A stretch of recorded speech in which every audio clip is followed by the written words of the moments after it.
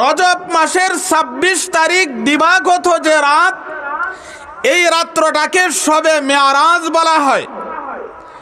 এবং শাবান মাসের ১৪ তারিখ দিন গিয়া যে রাত্রটা, সেই রাত্রটাকে শবে বরাত বলা হয়। রমজান মাসে একটা রাত্র আছে লাইলাতুল কদর।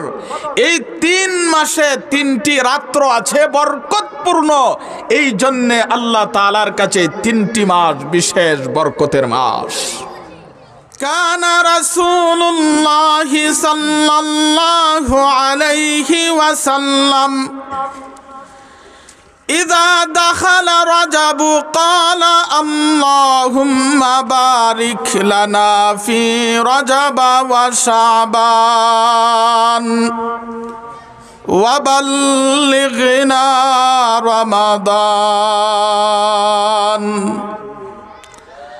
আও কামা ক্বালা আলাইহিস সালাতু ওয়াস সালাম। আজকের মাহফিলের শ্রদ্ধাভাজন সভাপতি, উপস্থিত নায়েবে নবী হযরত উলামায়ে কেরাম, মুরব্বিয়ানে আযম, যুবক ভাই ও পর্দার আড়ালের মা বোন, আমি আপনাদের সামনে আলোচনা করার জন্য বিশ্ব নবীর একটা দোয়া পাঠ করেছি। রজব মাস শুরু হলে আমাদের নবী বিশ্ব নবী একটা দোয়া পাঠ করতেন, আল্লাহুম্মা বারিক লানা ফি রাজাবা ওয়া শাবান ওয়া বাল্লিগনা রমাদান। হে আল্লাহ, রজব মাসে এবং শাবান মাসে আমাদের জন্য বরকত নাজিল করুন এবং আমাদেরকে রমজান পর্যন্ত পৌঁছাইয়া দিন। নবী করিম সাল্লাল্লাহু আলাইহি ওয়াসাল্লামের এই দোয়া থেকে পরিষ্কার বোঝা যায় এই ৩টি মাস আল্লাহ তাআলার কাছে বিশেষ বরকতের মাস।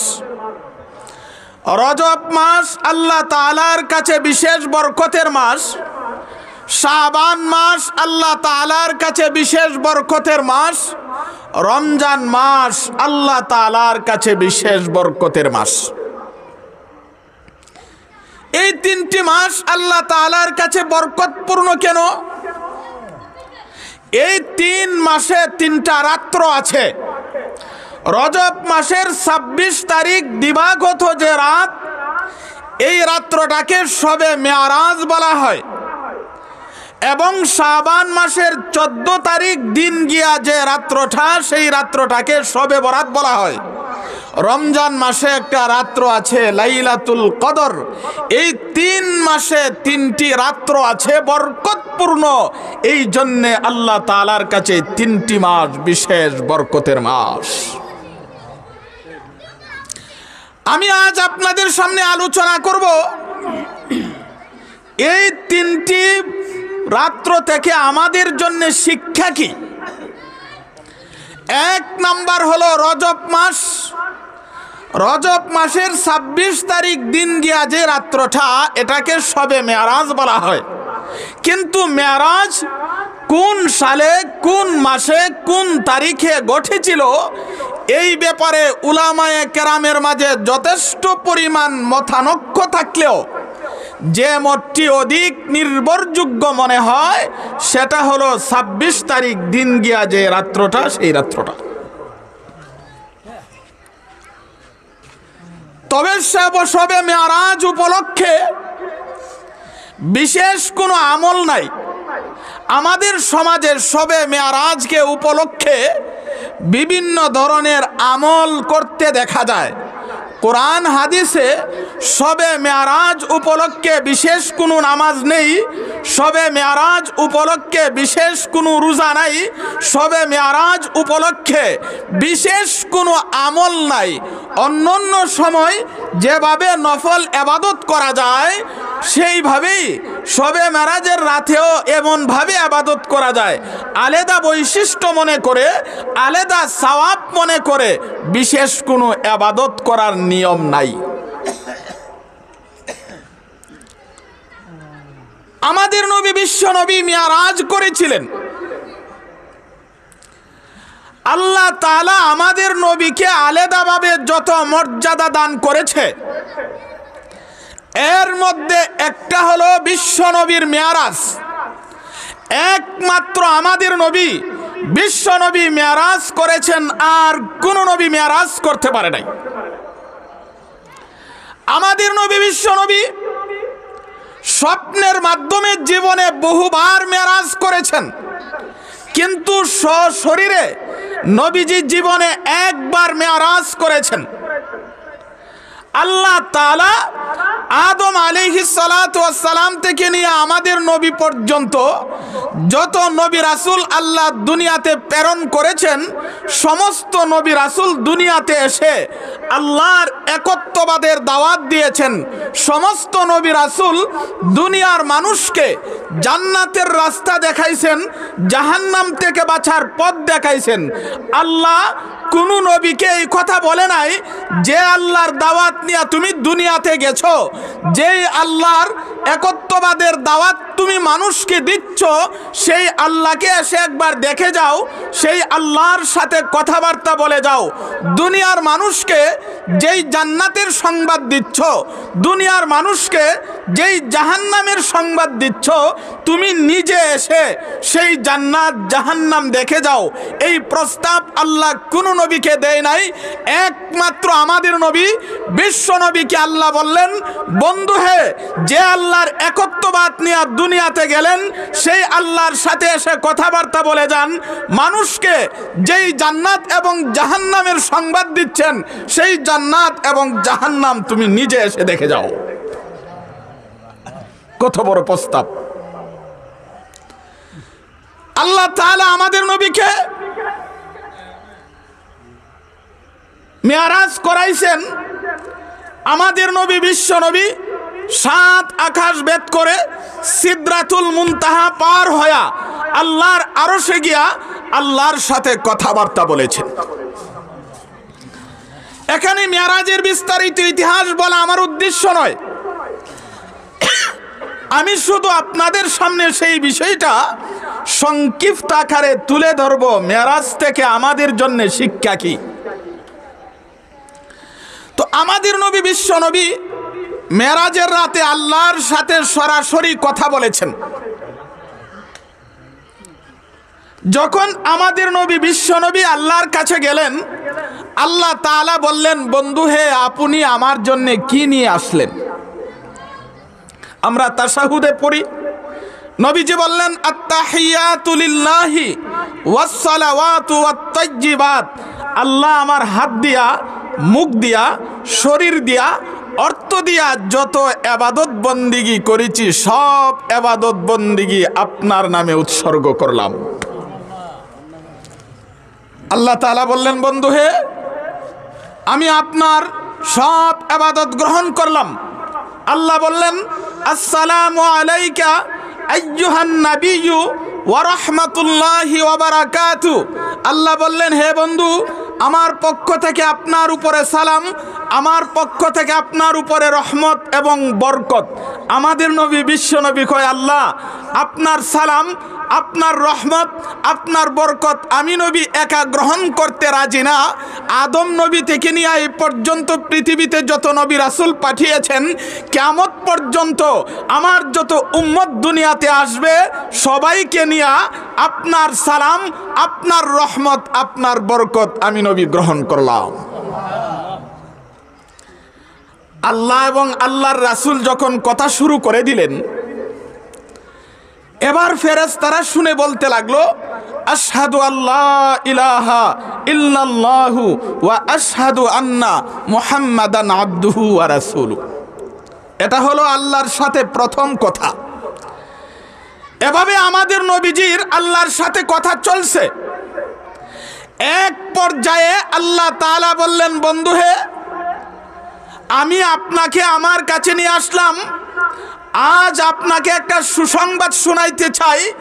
সুসংবাদটা হলো, যেভাবে কাফের বেঈমানরা চিরস্থায়ী জাহান্নামী হবে, আমি আল্লাহ কথা দিলাম আপনার উম্মতকে চিরস্থায়ী জাহান্নামী বানাবো না।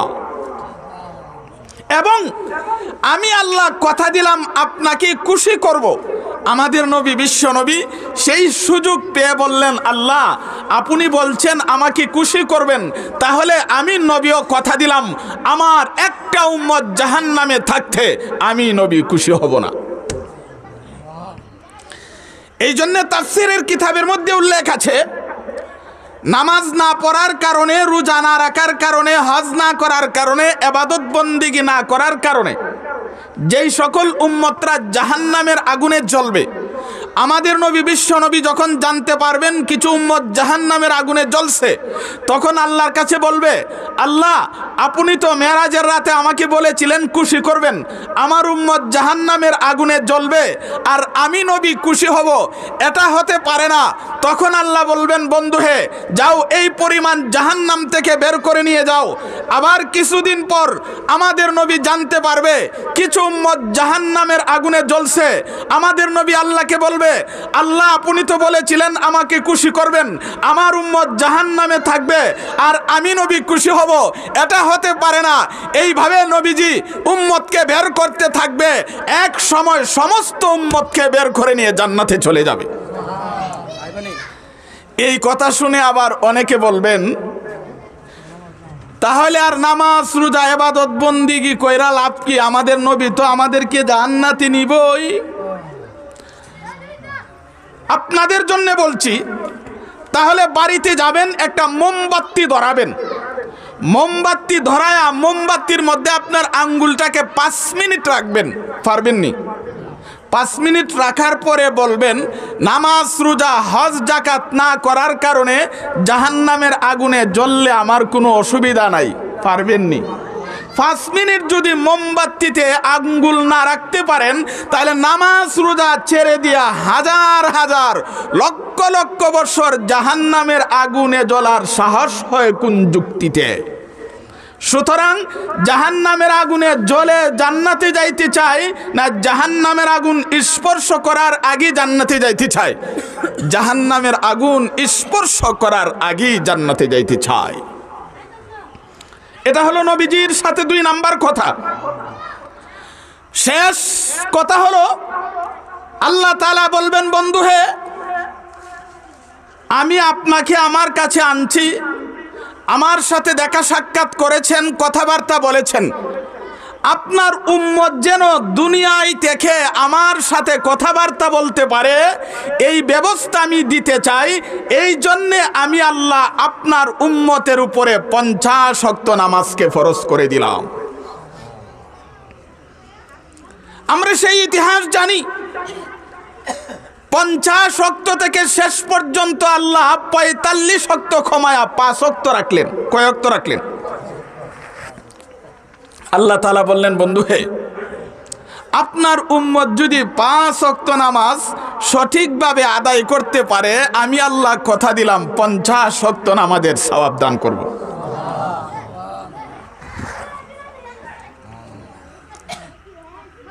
তো মেরাজে আল্লাহ তাআলা আমাদের নবীকে যা দিয়েছেন উম্মতের জন্য, সেটা হলো নামাজ।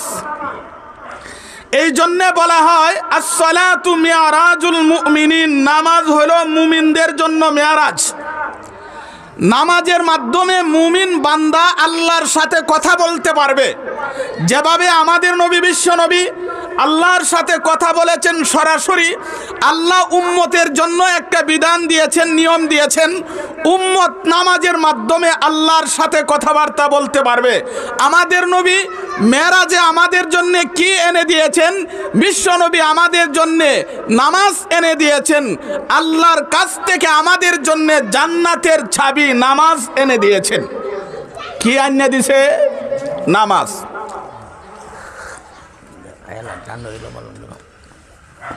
নামাজ দিয়েছেন।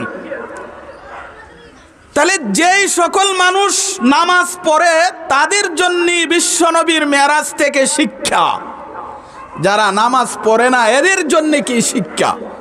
তাহলে মেরাজ থেকে আমাদের জন্য শিক্ষা হলো 5 ওয়াক্ত নামাজ।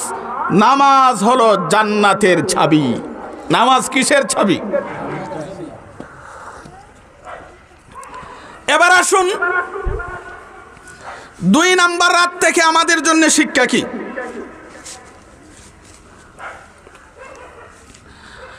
শাবান মাসে 14 তারিখ দিন গিয়া যে রাত্রটা, শাবান মাসের 14 তারিখ দিন গিয়া যে রাত্রটা, এই রাত্রটাকে শবে বরাত বলা হয়। কি বলা হয়? কুরআনের ভাষায় এই রাত্রটাকে বলা হয় লাইলাতুম মুবারাকা, হাদিসের ভাষায় বলা হয় লাইলাতুন নিসফ মিন শাবান, তাফসিরের ভাষায় এই রাত্রটাকে বলা হয় লাইলাতুর রহমা, লাইলাতুল বারাআত, আর আমরা ফার্সিতে যেই নামটা চিনি সেটা হলো শবে বরাত। সেটা হলো শবে বরাত থেকে আমাদের জন্য শিক্ষা কি? আমাদের নবী, বিশ্ব নবী এশারের নামাজের পর হযরত আয়েশা রাদিয়াল্লাহু তাআলা আনহার ঘরে বিশ্রাম করতেছিলেন। গভীর রাতে হযরত আয়েশা রাদিয়াল্লাহু তাআলা আনহার যখন ঘুম ভেঙে গেল, তাকায়া দেখে নবীজি বিছানায় নাই। হযরত আয়েশা পেরেশান হয়ে গেল, কি হলো? নবীজির তো শত্রু আছে, কোন শত্রুরা নবীজির উপরে আক্রমণ করে কিনা, নবীজির কোনো সমস্যা হয়েছে কিনা। হযরত আয়েশা রাদিয়াল্লাহু তাআলা আনহা পেরেশান হয়ে গেলেন। এইভাবে হযরত আয়েশা খুঁজতে খুঁজতে ঘর থেকে বের হলেন। ঘর থেকে বের হয়ে দেখে নবী করিম সাল্লাল্লাহু আলাইহি ওয়াসাল্লাম কবর জিয়ারতে লিপ্ত আছেন। কোথায় আছেন? কবর জিয়ারতে। এখান থেকে আমাদের জন্য শিক্ষা হলো, আমাদের নবী, বিশ্ব নবী কবর জিয়ারতে গেলেন, একা একা গেলেন না দল বেঁধে গেলেন? একা একা গেছে। আমরা তো দল ভেদে কবর জিয়ারতে যাই। শুধু দল বেঁধে কবর জিয়ারতে যাই না, মাইকিং করে মানুষকে ডেকে দলে দলে কবর জিয়ারতে যায়। আমাদের নবী, বিশ্ব নবী কবর জিয়ারতে গেছেন, এমনকি পাশে হযরত আয়েশা রাদিয়াল্লাহু তাআলা আনহা ছিলেন, তিনিও বলতে পারেন নাই একা একা কবর জিয়ারত করলে মরণের কথা স্মরণ হয়, দল বেঁধে কবর জিয়ারত করলে গল্প গুজবের সুযোগ হয়।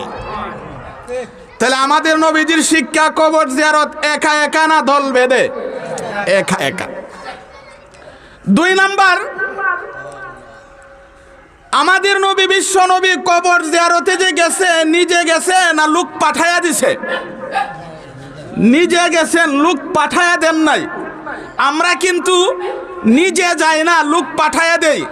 একজন ইমাম সাহেবকে, একজন আলেমকে, একজন মুয়াজ্জিনকে ডেকে বলি, হুজুর অমুক জায়গায় আমার আব্বার কবরস্থান, অমুক জায়গায় আমার মায়ের কবরস্থান, অমুক জায়গায় আমার শ্বশুরের কবরস্থান, অমুক জায়গায় আমার শাশুড়ির কবরস্থান। হুজুর আমি ব্যবসা বাণিজ্য নিয়ে বড় ব্যস্ত আছি, আমি ব্যস্ত মানুষ, দয়া করে আমার আব্বা, আম্মা, শ্বশুর, শাশুড়ির কবরটা একটু জিয়ারত কইরা দেন। নিজে করে না লোক পাঠায়া দেয়? আমাদের নবী কবর জিয়ারত নিজে করেছেন না লোক পাঠায়া দিছে? নিজে করলে কি ফায়দা, আর আরেকজনকে দিয়া করালে কি ফায়দা? ধরেন এক লোকের পিঠ চুলকানি শুরু হয়েছে, এই লোকে নিজে না চুলকায়া আরেকজনকে বলল, ভাই আমার পিঠটা চুলকায়া দেন। যাকে বলছে সে ঠিক জায়গায় চুলকাতে পারবে না, হয়তো উপরে, নতবা নিচে, নতবা ডাইনে, নতবা বামে, ঠিক জায়গায় তার হাত গিয়া পড়বে না। নিজে না চুলকায়া আরেকজনকে দিয়া চুলকাইলে যেমন ভাবে ঠিক জায়গায় হাত পড়ে না, ঠিক জায়গায় চুলকানো যায় না, ঠিক তেমনি ভাবে নিজে কবর জিয়ারত না করে আরেকজনকে কবর জিয়ারতে পাঠাইলে সেই দরদ নিয়ে কবর জিয়ারত করবে না। আমার আব্বা আম্মার দরদ আমার অন্তরে যে পরিমাণ আছে, আপনাদের অন্তরে সেই পরিমাণ আছে। তাহলে এখান থেকে আমাদের জন্য 2টা সবক। একটি হলো আমাদের নবী, বিশ্ব নবী নিজে কবর জিয়ারত করেছেন, আরেকটা হলো একা একা কবর জিয়ারতে গেছেন। একা একা কবর জিয়ারত করলে মরণের কথা স্মরণ হয়, আর দল বেঁধে কবর জিয়ারত গেলে গল্প গুজবের সুযোগ হয়। এবং নিজে কবর জিয়ারত করলে যেই দরদ নিয়ে কবর জিয়ারত করা হয়, আর একজনকে দিয়া কবর জিয়ারত করালে সেই দরদ অন্তরে থাকে না। এবার প্রশ্ন হবে, হুজুর কবর জিয়ারত যে নিজে নিজে করতাম, কবর জিয়ারত কিভাবে করব তা তো জানি না। যদি আপনার বাবার দরদ আপনার অন্তরে থাকে, যদি মায়ের দরদ থাকে, শ্বশুর শাশুড়ির দরদ আপনার অন্তরে থাকে, তাহলে কবর জিয়ারতে যাওয়ার আগে নিজে না জানলেও একজন আলেম অথবা ইমাম সাহেবকে গিয়ে জিজ্ঞাসা করবেন, হুজুর আমি কবর জিয়ারত করতে চাই, কিভাবে কবর জিয়ারত করব। তখন হুজুরে আপনাকে বলে দিবেন কবর জিয়ারত কিভাবে করবেন। হুজুরে কি বলবে, আপনি কবরস্থানে যাবেন, গিয়া কি করবেন, কবরস্থানে গিয়া একবার সূরা ফাতিহা পড়বেন, 3 বার সূরা ইখলাস তেলাওয়াত করবেন। হাদিস শরীফে রাসূল করিম সাল্লাল্লাহু আলাইহি ওয়াসাল্লাম বলেন, কেউ যদি 3 বার সূরা ইখলাস তেলাওয়াত করে 1 খতম কোরআনের সওয়াব দেওয়া হয়।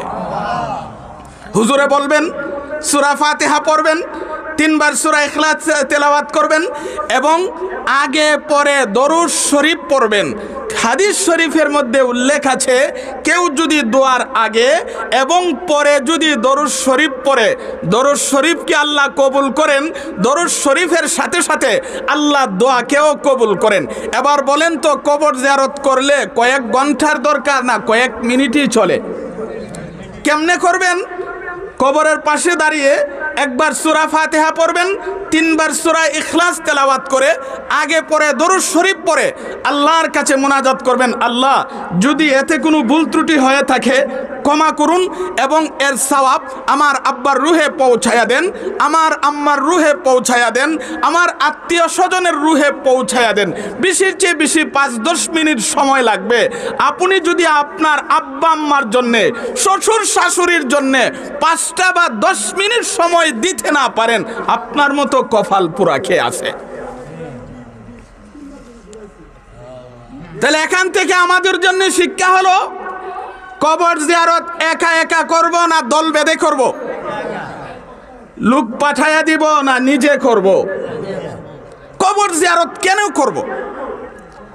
কবরে মুর্দারা কোন হালতে থাকে কিতাবের মধ্যে উল্লেখ করে, একটা নৌকা যদি ডুবে যায়, নৌকার যাত্রীরা যে পেরেশানিতে থাকে, কবরের মুর্দারা এইভাবে পেরেশানিতে থাকে। একটা নৌকা ডুবার পরে আরেকটা নৌকা এসে যদি তাদেরকে উঠায় লায়, তাহলে মনে যেমন শান্তি পায়, কবর জিয়ারত করলে মুর্দারা এমনভাবে শান্তি পায়। তাহলে কবর জিয়ারত করবেন তো ইনশাআল্লাহ? দল বেঁধে করবেন না একা একা করবেন? লোক পাঠায় দিবেন না নিজে নিজে করবেন? নিজে করবেন। হযরত আয়েশা রাদিয়াল্লাহু তাআলা আনহা গিয়ে দেখে আমাদের নবী, বিশ্ব নবী কবর জিয়ারত করছেন। বললেন, ইয়া রাসূলুল্লাহ, আপনাকে তো খুঁজতে খুঁজতে আমি পেরেশান। আমাদের নবী, বিশ্ব নবী বলল, আয়েশা তুমি কি জানো আজকের রাত্রটা এটা কোন রাত? আয়েশা বলে, ইয়া রাসূলুল্লাহ আমি জানি না। তখন বিশ্ব নবী বললেন, আজ রাত হলো শাবান মাসের মধ্যের রাত। এই রাতে আল্লাহ তাআলা অনেক কিছু ফয়সালা করেন। 1 বৎসরের ভিতরে কারা কারা মারা যাবে, 1 বৎসরের ভিতরে কতজন সন্তান জন্ম হবে তার একটা লিস্টি করা হয়। 1 বৎসরের ভিতরে কে কি খাবে, কার রিজিক কি হবে তার একটা লিস্টি লেখা হয়। তাহলে 2 নাম্বার রাত থেকে আমরা শিক্ষা গ্রহণ করলাম কবর জিয়ারত। কবর জিয়ারতের মাধ্যমে মরণের কথা স্মরণ করা। আর একটা মানুষের যদি সারা বৎসর মরণের কথা স্মরণ থাকে, তার দ্বারা নামাজ তরক হবে না, রোজা ছাড়বে না, হজ ছাড়বে না, যাকাত ছাড়বে না, তার মাধ্যমে গুনাহের কাজ হবে না, কোনো নেক কাজ ছুটবে না, গুনাহের কাজ হবে না। এই জন্যই আমাদের নবী, বিশ্ব নবী শিক্ষা দিয়েছেন, শবে বরাতে কবর জিয়ারত করে মরণের কথা স্মরণ করো। মরণের কথা যদি তোমার স্মরণ থাকে, তোমার মাধ্যমে নেক কাজ ছুটবে না, তোমার মাধ্যমে গুনাহের কাজ হবে না। এবার আসুন 3 নাম্বার, রমজান মাসের প্রতিটা রাত, প্রতিটা দিন বরকতময়, বিশেষ করে শবে কদর। তবে শবে কদর কোন রাত্রে, এই নিয়ে উলামায়ে কেরামের মাঝে মতবিরোধ আছে। রমজান মাসের যে কোনো রাত শবে কদর হতে পারে। আমাদের নবী বিশ্ব নবী এক হাদিসে বলেন, রমজান মাসের শেষের 10 দিন শবে কদর তালাশ করো, বিশেষ করে বেজুর রাতগুলোতে। তাহলে 21-এর রাত, 23, 25, 27, 29 এই রাতগুলোতে শবে কদর হওয়ার বেশি সম্ভাবনা। এর মধ্যেও 27 তারিখ বেশি হওয়ার সম্ভাবনা। শবে কদর থেকে আমাদের জন্য শিক্ষা কি? শবে কদর সম্পর্কে আল্লাহ তাআলা কোরআনে বলেন, ইন্না আনজালনাহু ফি লাইলাতিল কদর ওয়া মা আদরাকা মা লাইলাতুল কদর লাইলাতুল কদরি খায়রুম মিন আলফি শাহর। আল্লাহ তাআলা বলেন, আমি লাইলাতুল কদরে কোরআন নাজিল করেছি। এখন প্রশ্ন হবে, আমরা জানি 23 বছরে কোরআন নাজিল হয়েছে, আর আল্লাহ কোরআনে বলতেছেন আমি কোরআন নাজিল করেছি শবে কদরে। তাহলে কথাটা কেমন হয়ে গেল? তাফসীরের কিতাবে উল্লেখ করেছেন, আল্লাহ কোরআন 2 ধাপে নাজিল করেছেন। প্রথম ধাপে লাউহে মাহফুজ থেকে দুনিয়ার নিকটতম আসমানে আল্লাহ একসাথে কোরআন নাজিল করেছেন। দুনিয়ার নিকটতম আসমান থেকে 23 বৎসরে যখন যতটুক দরকার 23 বৎসরে নাজিল করেছেন। তাহলে কোরআন কয় ধাপে নাজিল হয়েছে? আল্লাহ যে এখানে বলেছেন আমি আল্লাহ শবে কদরে কোরআন নাজিল করেছি, এর অর্থ হলো লাউহে মাহফুজ থেকে দুনিয়ার নিকটতম আসমানে আমি আল্লাহ একসাথে কোরআন নাজিল করেছি। আল্লাহ তাআলা সেখানে বলেন, হে নবী আপনি কি জানেন লাইলাতুল কদরের ফজিলত কি? আল্লাহ তাআলা বলেন, লাইলাতুল কদর হাজারো মাসের চাইতেও উত্তম।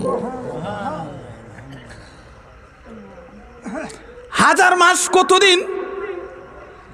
তাফসীরের কিতাবে উল্লেখ করেছেন 83 বছর 4 মাস।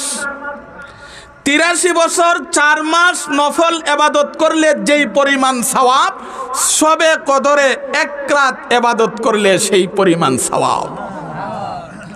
কিন্তু যেই লোকটার সারা বৎসরের ফরজ ঠিক আছে, ওয়াজিব ঠিক আছে, সুন্নতে মুআক্কাদা ঠিক আছে, সারা বছর ফরজ, ওয়াজিব, সুন্নতে মুআক্কাদা ঠিক মতো আদায় করেছে, এই লোকটা সারা রাত জাগতে হয় না।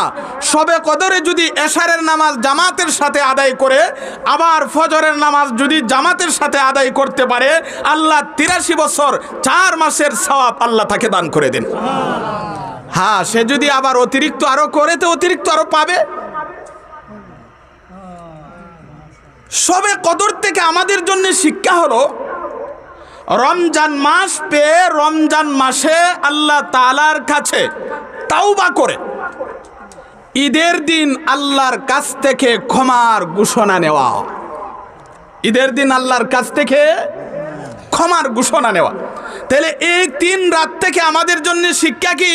শবে মেরাজ থেকে আমাদের জন্য শিক্ষা হলো, এই রাতে আল্লাহ আমাদের জন্য জান্নাতের চাবি নিয়ে এসেছেন।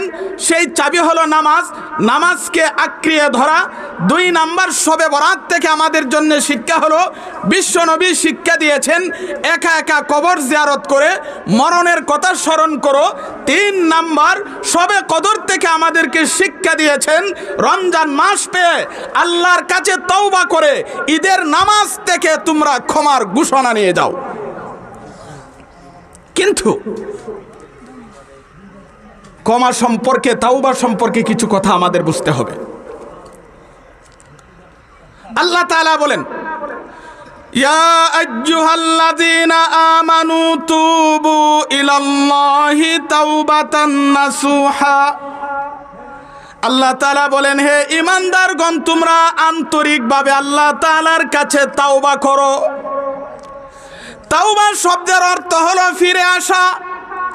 কোথায় থেকে ফিরে আসা? গুনার কাছ থেকে ফিরে আসা। কোথায় থেকে ফিরে আসা? আল্লাহ তাআলা আল্লাহর বান্দাদের উপরে অত্যন্ত দয়াশীল। অত্যন্ত। একজন মহিলা বিশ্বনবী জনাবি মুহাম্মাদুর রাসূলুল্লাহ সাল্লাল্লাহু আলাইহি সাল্লামের কাছে গেলেন, গিয়া বললেন, ইয়া রাসূলুল্লাহ, একজন মা তার সন্তানকে যেই পরিমাণ মায়া মহব্বত করে আমার আল্লাহ সেই পরিমাণ মায়া মহব্বত করে কিনা? বিশ্বনবী বললেন, হে মা শুনো, একজন মা তার সন্তানকে যেই পরিমাণ মায়া মহব্বত করে আমার আল্লাহ হাজারো গুণ বেশি মহব্বত করে। আল্লাহ আল্লাহর বান্দাকে যতভাবে মায়া করে, যতভাবে দয়া করে, এর মধ্যে একটা হলো তাওবা। বান্দা যত গুনাহ করুক না কেন, আল্লাহ তাআলার কাছে যদি আন্তরিকভাবে তাওবা করতে পারে, আল্লাহ বলেন, আমি আল্লাহ তোমাদের জিন্দেগীর সমস্ত গুনাহ ক্ষমা করে দিব। তাওবা করলে। কিন্তু তাওবা করার কিছু নিয়ম আছে, আছে না নাই? শুধু মুখে মুখে যদি বলেন তাওবা করলাম হবে নি।